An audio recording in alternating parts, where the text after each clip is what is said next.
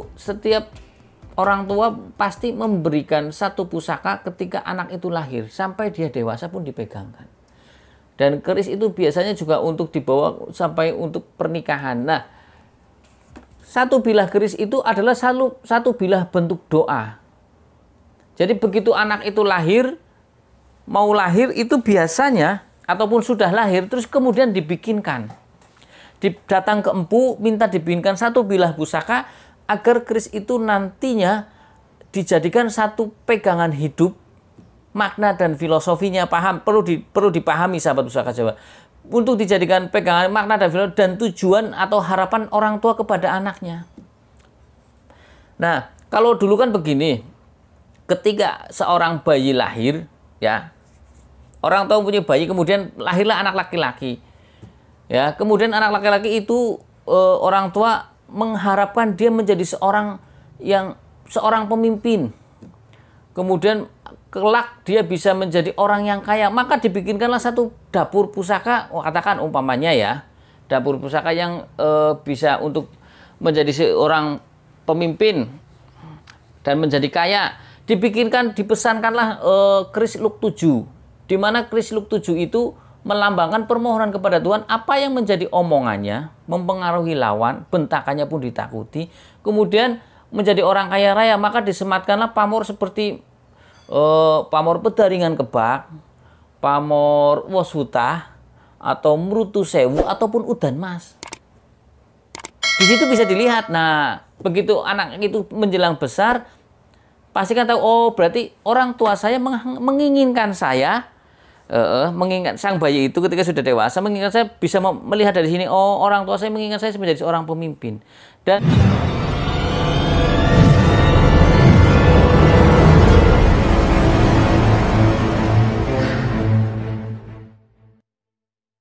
Assalamualaikum warahmatullahi wabarakatuh. Salam sejahtera, salam budaya, rahayu, rahayu, rahayu.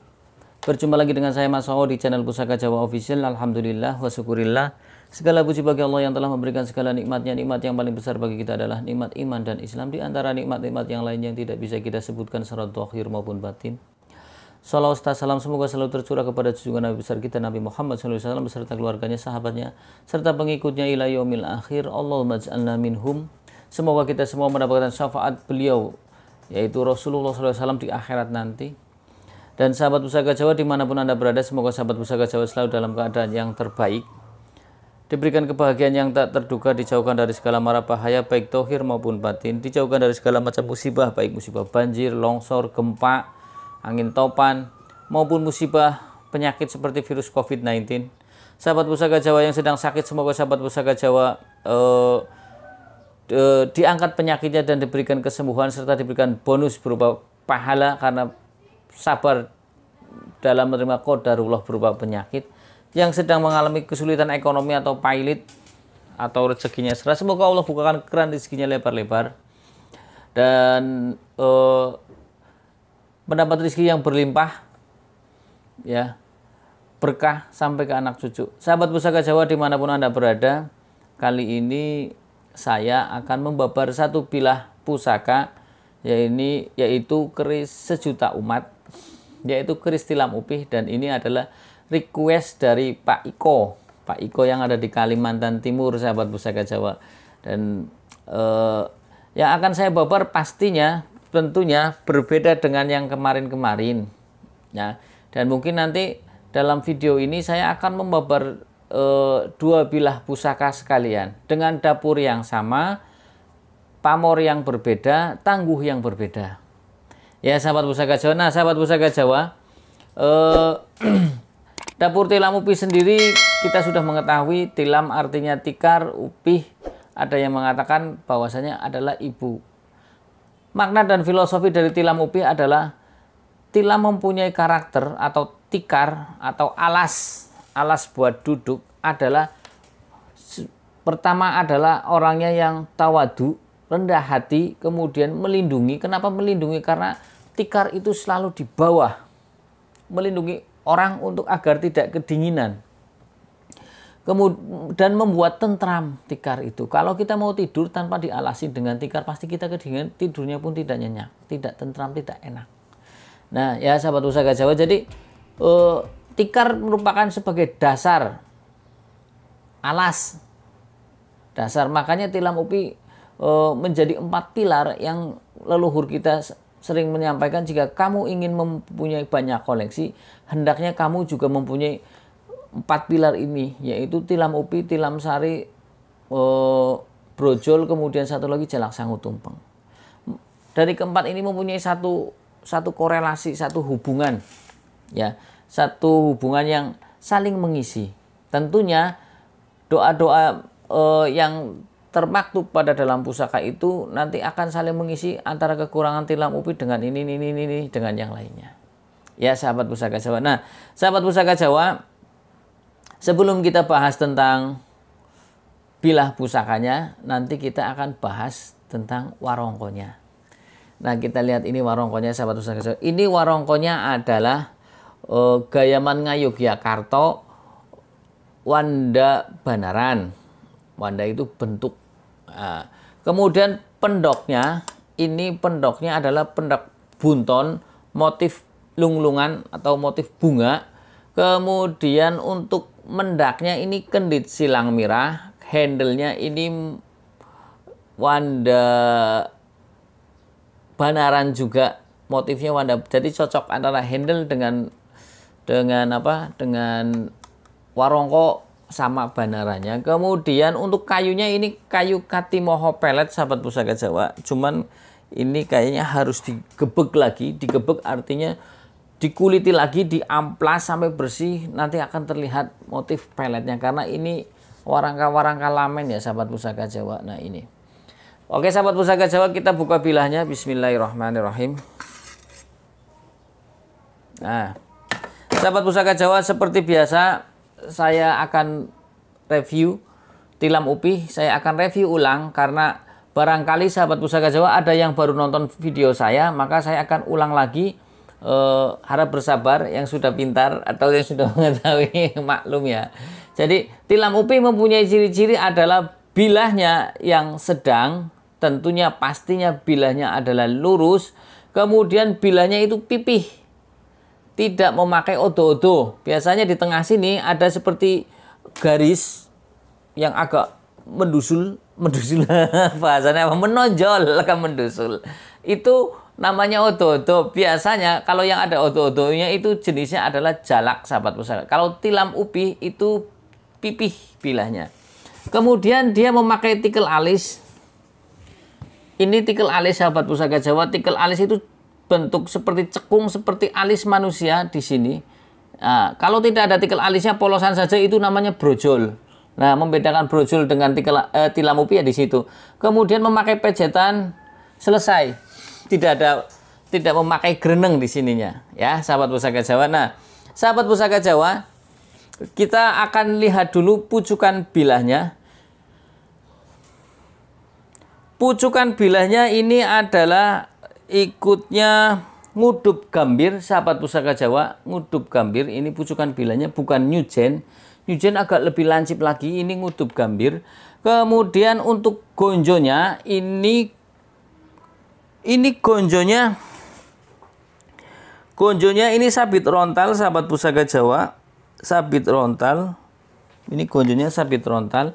Kemudian ini kalau kita melihat pamornya sahabat pusaka Jawa, ini pamornya adalah perpaduan antara dua pamor menjadi satu, yaitu saya kedepankan. Nah, lihat ya sahabat pusaka Jawa, ini adalah pamor wengkon isen. Wengkon sendiri kan sahabat pusaka Jawa ketahui bahwasanya wengkon itu adalah pamor yang berbentuk garis di samping kanan kiri bilah pusaka seperti frame ya, atau berbentuk melindungi garis dari atas ke samping ke kiri ujung ke kanan. Nah, isen sendiri artinya isi. Isen sendiri artinya isi. Biasanya itu bisa diisi dengan pamor ngulit semangka, bisa diisi dengan pamor wasuta, seperti itu. Nah, sahabat pusaka Jawa dimanapun Anda berada, wengkon isen adalah mempunyai tuah atau angsar, sebagian pecinta keris beranggapan untuk protek atau untuk melindungi. Karena wengkon sendiri pada hakikatnya adalah bentuknya berbentuk perlindungan, melindungi apa yang ada di dalamnya, wengkon isen. Ya. Berarti doa dan harapan dari sang empu adalah si pemilik keris ini dapat terlindungi dari berbagai hal yang tidak diinginkan. Ya, karena hidup di dunia ini kan banyak sekali permasalahan, karena hidup di dunia ini adalah semuanya adalah masalah. Tetapi bagaimana caranya kita bisa menyelesaikan masalah itu tanpa masalah? Bukan pegadaian ya sahabat, bukan pegadaian. Jadi begini, sebelum adanya masalah itu datang, leluhur kita itu selalu memberikan satu persiapan. Jadi orang tua kita itu selalu dulu, setiap orang tua pasti memberikan satu pusaka ketika anak itu lahir sampai dia dewasa pun dipegangkan. Dan keris itu biasanya juga untuk dibawa sampai untuk pernikahan. Nah, satu bilah keris itu adalah satu bilah bentuk doa. Jadi begitu anak itu mau lahir itu biasanya, ataupun sudah lahir, terus kemudian dibikinkan. Datang ke empu, minta dibikinkan satu bilah pusaka, agar keris itu nantinya dijadikan satu pegangan hidup. Makna dan filosofinya perlu dipahami sahabat pusaka Jawa. Untuk dijadikan pegangan makna dan filosofi dan tujuan atau harapan orang tua kepada anaknya. Nah, kalau dulu kan begini, ketika seorang bayi lahir, ya, orang tua punya bayi, kemudian lahirlah anak laki-laki. Ya, kemudian anak laki-laki itu orang tua mengharapkan dia menjadi seorang pemimpin. Kemudian kelak dia bisa menjadi orang yang kaya, maka dibikinkanlah satu dapur pusaka, katakan umpamanya ya, dapur pusaka yang bisa untuk menjadi seorang pemimpin dan menjadi kaya. Dipesankanlah keris luk 7, di mana keris luk 7 itu melambangkan permohonan kepada Tuhan, apa yang menjadi omongannya mempengaruhi lawan, bentakannya pun ditakuti, kemudian menjadi orang kaya raya, maka disematkanlah pamor seperti pamor pedaringan kebak, pamor wosutah, atau mrutu sewu, ataupun udan mas. Di situ bisa dilihat. Nah, begitu anak itu menjelang besar, pasti kan tahu, oh berarti orang tua saya menginginkan saya, menginginkan sang bayi itu ketika sudah dewasa, menginginkan saya bisa melihat dari sini, oh orang tua saya menginginkan saya menjadi seorang pemimpin. Dan ketika datang ke empu itu, sahabat pusaka Jawa, ketika datang ke empu, itu sang empu juga tidak asal membikin, pastinya berunding dulu. Dapur yang cocok apa? Karena anak ini lahirnya pada hari ini, katakan hari Kamis, weton Kamis manis atau dan Kamis legi ya, dan lain sebagainya, maka dibikinkan untuk yang pas. Karena orang tua dulu itu sangat berhati-hati. Beda dengan orang tua sekarang zaman milenial itu ya main porot-porot aja lah. Ya, pada dasarnya orang hati-hati lebih baik daripada orang yang kurang hati-hati.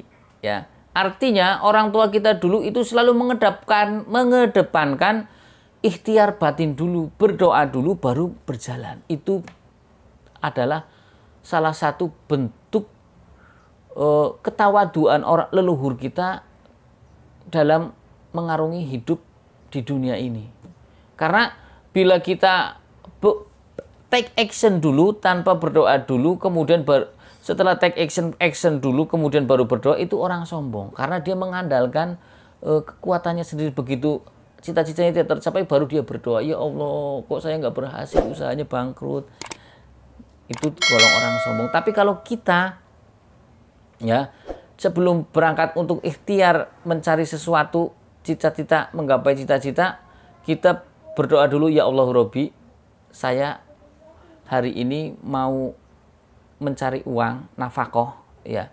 Niatnya adalah mencari ridhomu, untuk menafkahi orang tua saya, menafkahi anak istri saya, dan untuk mencukupi kebutuhan saya, agar tidak meminta-minta. Dan besar harapan saya, cita-cita saya terkabul dengan syariat ini. Kemudian dia keluar rumah dengan mencari rezeki, sukses, berkah. Beda ya sahabat pusaka. Nah, ini yang perlu saya sampaikan kepada sahabat pusaka Jawa dimanapun Anda berada, bahwasanya keris diciptakan dulu adalah satu bentuk harapan dan doa kepada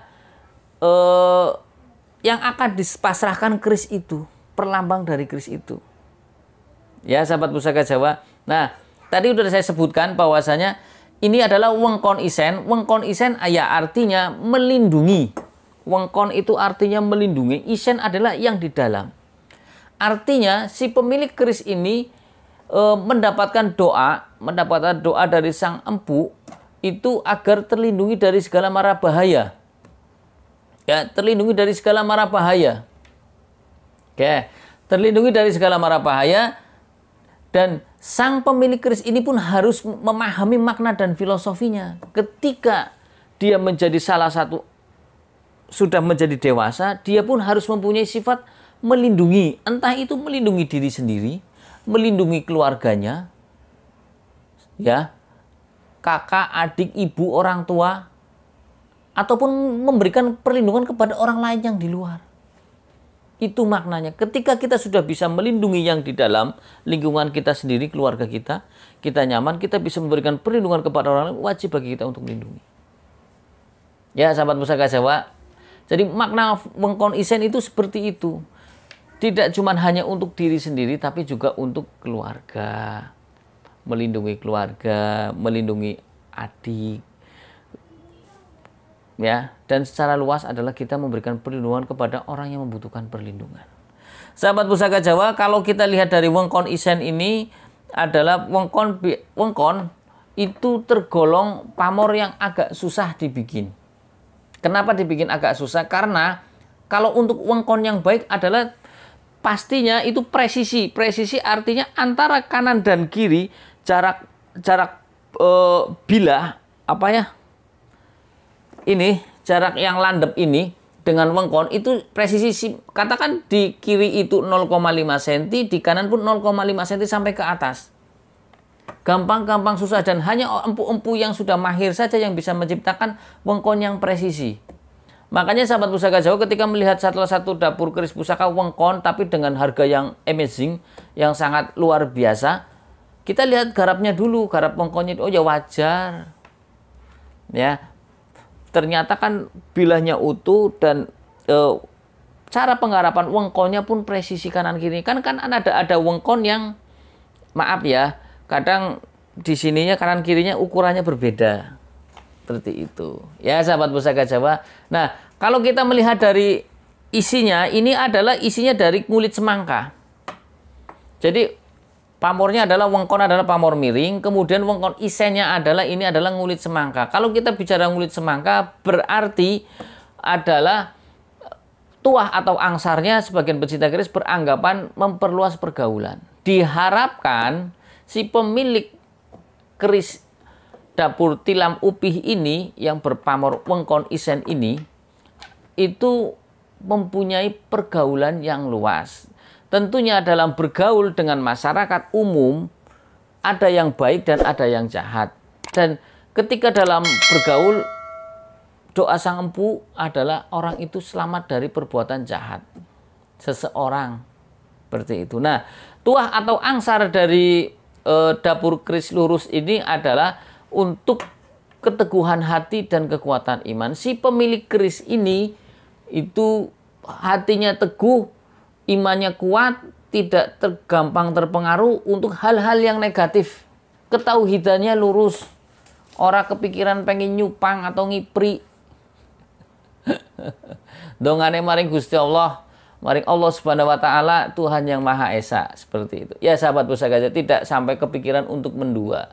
Nah, kalau kita bicara tentang makna dan filosofi keris ini memang sangat dalam sahabat pusaka Jawa, tapi yang perlu kita pahami adalah leluhur kita itu selalu mengedepankan ikhtiar batin dulu yang pertama. Kemudian yang kedua baru ikhtiar dohirnya. Seperti itu ya sahabat pusaka Jawa. Nah, kalau kita rangkum sahabat pusaka Jawa, kalau kita rangkum secara keseluruhan, makna dan filosofi dari keris ini adalah diharapkan sang pemilik keris ini menjadi orang yang menjadi orang yang selamat secara dohir maupun batin dengan adanya pamor wengkon isen ini, dan orangnya pun luas pergaulannya. Di samping luas pergaulannya pastinya dibutuhkan satu kelegowoan, ketentraman, karena dengan dapur tuah atau angsar dari dapur tilam upi adalah menjadi orang yang tawadu, lapang dada, mudah menerima masukan orang lain. Ketika orang lain mau curhat ke kita, datang ke kita, ya kita welcome. Kalau kita tidak bisa memberikan solusi yang baik, kita menjadi pendengar yang baik. Syukur-syukur kita bisa memberikan solusi yang terbaik kepada tamu atau teman yang datang kepada kita, yang curhat kepada kita. Ya, jadi diharapkan berarti dari sini adalah menjadi orang yang selamat, baik keluarganya, diri sendiri. Karena wengkon isen tua atau angsarnya adalah untuk tolak bala, seperti itu. Ya. Jadi sudah tahu di sini, kemudian orangnya pun menjadi orang yang mempunyai ketauhidan yang lurus. Selamatnya dia karena dia banyak berdoa, lebih banyak mendekat kepada Tuhan Maha Esa dengan lambang lurus. Ya, sahabat Pusaka Jawa. Dan kalau kita melihat dari pasikutannya, ini pasikutannya dengan lihat selorok besinya. Ini selorok besinya hitam kebiruan, sahabat Pusaka Jawa. Hitam kebiruan. Kalau kita melihat dari selorok besinya, kemudian dari pamornya yang pamornya yang pandes dan ngawat, kemudian ini lebih terlihat prigel dan sreg. Ini estimasi tangguhnya adalah Mataram Senopaten, sahabat Pusaka Jawa. Oke ya, ini Mataram Senopaten. Nah, nanti saya akan menunjukkan satu bilah pusaka lagi yang memang Pak Iko yang dari Kalimantan Timur pengen melihat lagi salah satu pusakanya yang dapur tilam upi juga, tapi tangguhnya berbeda. Nanti pastinya akan saya sebutkan perbedaannya di mana. Oke, saya ambilkan sahabat Pusaka Jawa ya.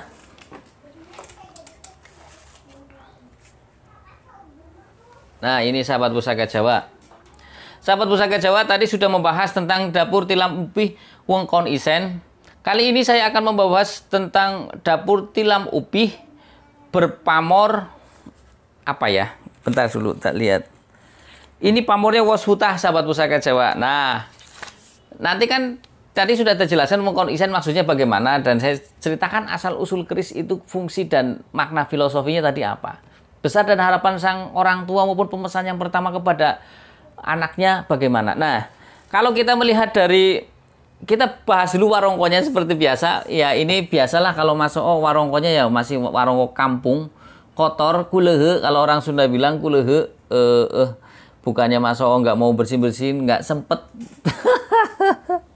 Nah, sahabat Pusaka Jawa, kalau kita melihat dari jenis warongkonya ini yang jelas ini adalah jenisnya ladrang, sahabat Pusaka. Ini dari Solo, ladrang Solo ya, sahabat Pusaka Jawa. Ini adalah kagok kacir. Ini motifnya kagok kacir. Ini biar saya tahu. Nah, motif kagok kacir, pendoknya ini blewah lamen, ya, ini blewah. Kemudian ini kayunya ini sepertinya kayu tayuman, sahabat Pusaka Jawa. Mendaknya ini kendit silang mirah, handle-nya Gatot Kaca Sebo. Wanda Gatot Kaca Sebo, model Gatot Kaca Sebo. Kita lihat bilahnya, sahabat Pusaka Jawa. Bismillahirrahmanirrahim. Ini masih dipakai plastik, berarti ya artinya sudah diwarangi, dan ini kemarin baru diminyaki, sahabat Pusaka Jawa, makanya ini basah. Bentar tak lap dulu biar tidak terlihat minyaknya di layar handphone sahabat Pusaka Jawa. Karena kebanyakan YouTube nontonnya di handphone ya, bukan di layar TV Anda. Nah, ini tak bersihkan dulu biar minyaknya tidak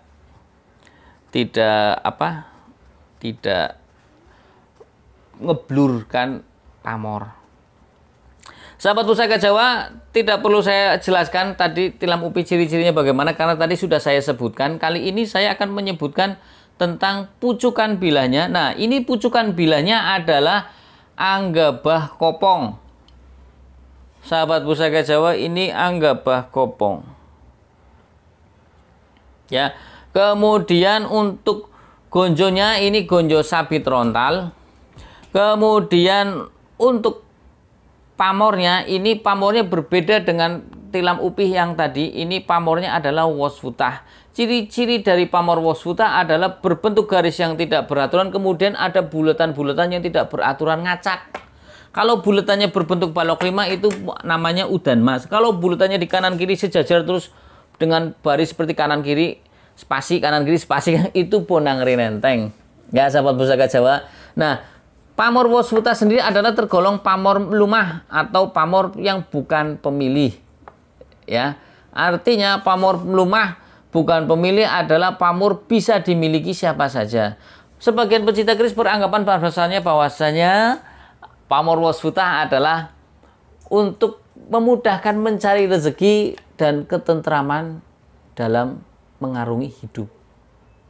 Ya, karena saya lebih setuju dengan hidup itu yang penting tentram.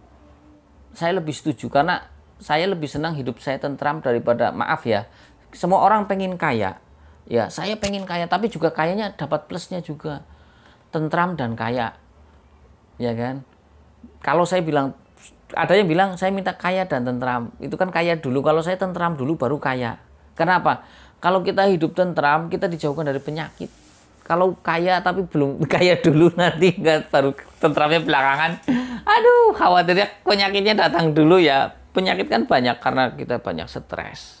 Akhirnya penyakit muncul yang tadinya kita tidak punya penyakit. Yang paling sering adalah karena stres, depresi. Dari depresi itu bisa muncul stroke, bisa muncul diabetes dan lain sebagainya. Ya, sahabat pusaka Jawa. Nah, sahabat pusaka Jawa, pamor wasfutah kalau di Semenanjung Malaya itu, atau di Brunei, Malaysia, di Situ Nurhaliza, di Upin Ipin, itu menamakan pamor tutul.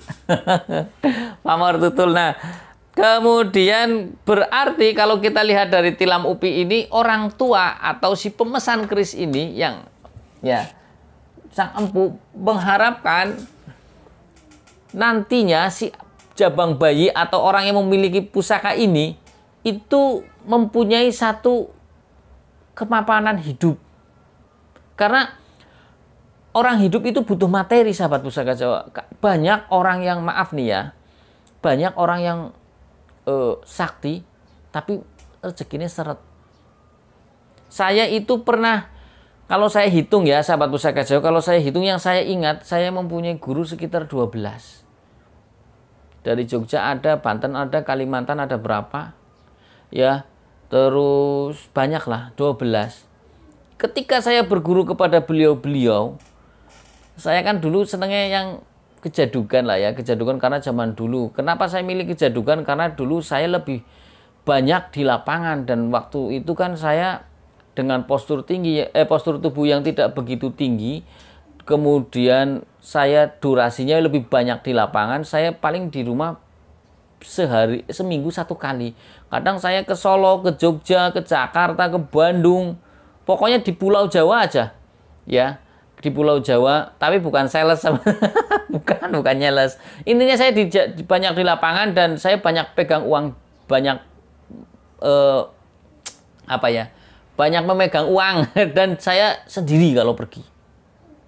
Saya sendiri ini tak ceritakan ya, biar flashback ke belakang, biar sahabat pusaka Jawa lebih mengenal saya sedikit-sedikit ya.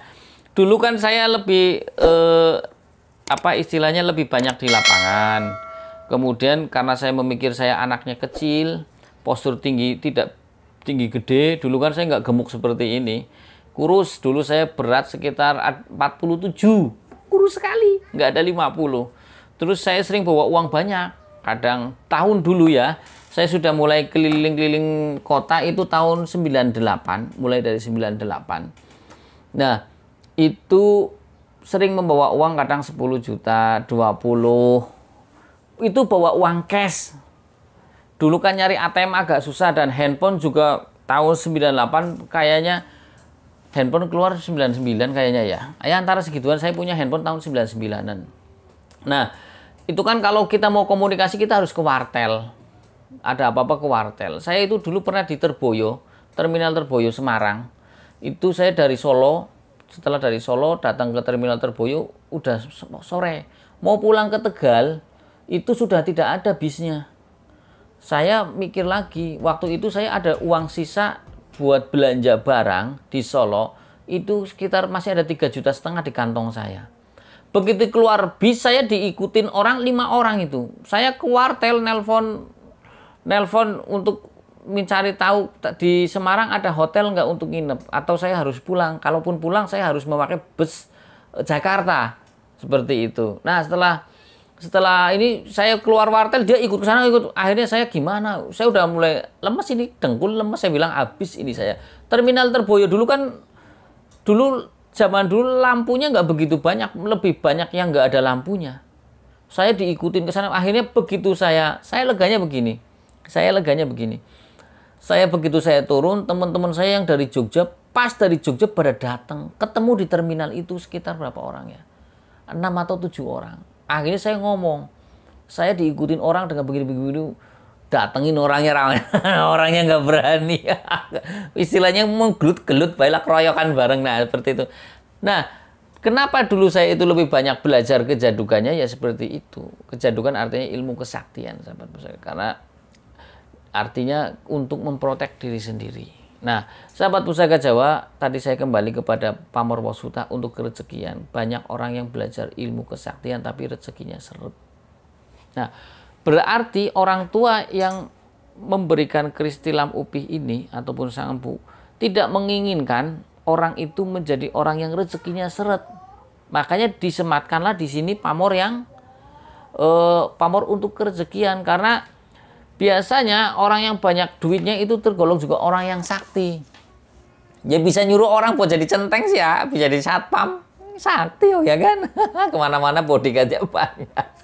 Tidak perlu belajar seperti itu. Nah, sahabat Pusaka Jawa, kemudian kita bahas tadi tentang keris lurus adalah seperti biasa untuk keteguhan hati dan kekuatan iman. Jadi perbedaan dengan yang ini, sahabat Pusaka Jawa, ini kita bisa lihat perbedaannya. Ya, nanti tak bahas yang ini dulu sampai selesai, nanti baru kita lihat perbedaannya. Sahabat Pusaka Jawa, kalau kita melihat dari selorok besinya, ini adalah hitam seperti hitam keabu-abuan, sahabat Pusaka Jawa. Kemudian kalau kita melihat dari pasikutan atau tampilannya, ini kemungkinan estimasinya adalah tangguh Tuban. Kalau yang tadi adalah tangguh Mataram Senopaten. Perbedaannya di mana, Mas Oo? Perbedaannya sangat jelas sekali. Kita lihat. Tangguh Tuban biasanya untuk sirah cecaknya, ini sirah cecak di sini, itu lebih besar dan membulat kemudian pendek. Ya, itu tangguh Tuban. Kemudian tangguh Tuban bilahnya lebih lebar. Ini bilahnya lebih lebar daripada yang Mataram Senopaten. Kemudian untuk pamornya pun kelem tapi pandas. Ini pamornya kelem tapi pandas, sahabat Pusaka Jawa. Ini kemudian apalagi pamornya kelem pandas dan besinya ini kering. Besinya ini terlihat kering. Ya, sahabat Pusaka Jawa, ini besinya kering. Jadi nanti ini buat Pak Iko, nanti Pak Iko bisa melihat sendiri, nanti dilihatlah ya, dilihat untuk diamati, dicermati perbedaan antara Mataram Senopaten dan Mataram Senopaten dan estimasi tangguh Tuban. Kalau Mataram Senopaten itu prigel dan sereg. Ini ini bedanya nih. Kelihatan nggak ya? Gimana ya? Biar kelihatan bagaimana ya? Ini lebih ramping, sahabat Pusaka, dan lebih gagah, lebih demes, lebih kewes. Yang ini yang Mataram Senopaten. Kalau ini kan yang Tuban ini bilahnya lebih besar. Ya, sahabat Pusaka Jawa. Nah, sahabat Pusaka Jawa dimanapun Anda berada, dari saya itu saja. Bila saya ada salah kata, saya minta maaf, karena kesalahan mutlak milik saya, kebenaran milik Allah Subhanahu wa Ta'ala. Sahabat Pusaka Jawa yang baru nonton channel saya, silahkan subscribe, like, share, and comment. Kemudian jangan lupa pencet tombol notifikasi lonceng agar sahabat Pusaka Jawa mendapatkan video-video ter-up-to-date dari saya. Ya, jika ingin sahabat Pusaka Jawa merequest nama dapur, silahkan komentar di kolom komentar. Ya, kemudian apalagi kalau tidak ada saya buat PR, kalau ada ya tak request. Salam buat Pak Iko yang ada di Kalimantan. Salam sejahtera. Semoga keluarga Pak Iko di Kalimantan sehat sejahtera, tidak kekurangan apapun. Dan saya ucapkan minal aidin wal faizin sebelum Lebaran sebelumnya, nggak apa-apa lah. Karena saya sempatkannya bicaranya di sini. Jadi saya ucapkan keluarga buat Pak Iko. Nanti next time kalau pulang ke Jogja, mampir ke Selawi dulu. Kita bisa ngobrol, ngopi-ngopi, babar tentang pusaka. Dari saya itu saja sahabat Pusaka Jawa. Assalamualaikum warahmatullahi wabarakatuh. Salam sejahtera, salam budaya. Rahayu, rahayu, rahayu.